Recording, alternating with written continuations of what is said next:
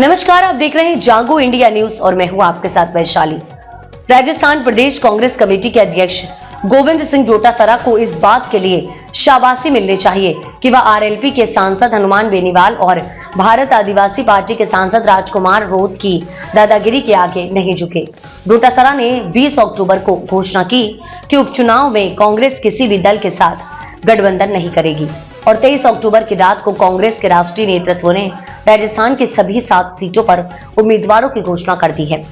कांग्रेस की इस घोषणा से अब आरएलपी और बीएसपी के सामने भी राजनीतिक संकट खड़ा हो गया है। उपचुनाव के परिणाम चाहे कुछ भी आए, लेकिन डोटासरा ने यह दर्शा दिया कि बेनीवाल और रोत की दादागिरी स्वीकार नहीं की जाएगी। डोटासरा चाहते थे कि आरएलपी को खींवसर और बीएपी को 84 सीट समझौते में दी जाए, क्योंकि लोकसभा चुनाव में हनुमान बेनीवाल और राजकुमार रोत नागौर व डूंगरपुर बांसवाड़ा से सांसद बने थे। तब इन दोनों सीटों पर कांग्रेस ने समर्थन दिया था, लेकिन उपचुनाव में कांग्रेस से कोई बात किए बगैर ही बीएपी ने 84 के साथ साथ सलूबर सीट पर भी अपने उम्मीदवार घोषित कर दिए थे।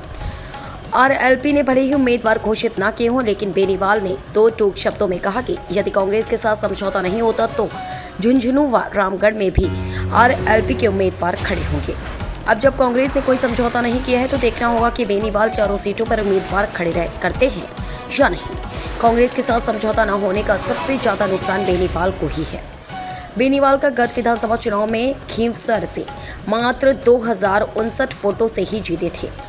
बेनीवाल को छोड़कर आरएलपी के किसी भी उम्मीदवार की जीत नहीं हुई है। बेनीवाल माने या नहीं, लेकिन खींवसर में अब कांग्रेस के उम्मीदवार डॉक्टर रतन चौधरी का मुकाबला भाजपा के उम्मीदवार से ही होगा।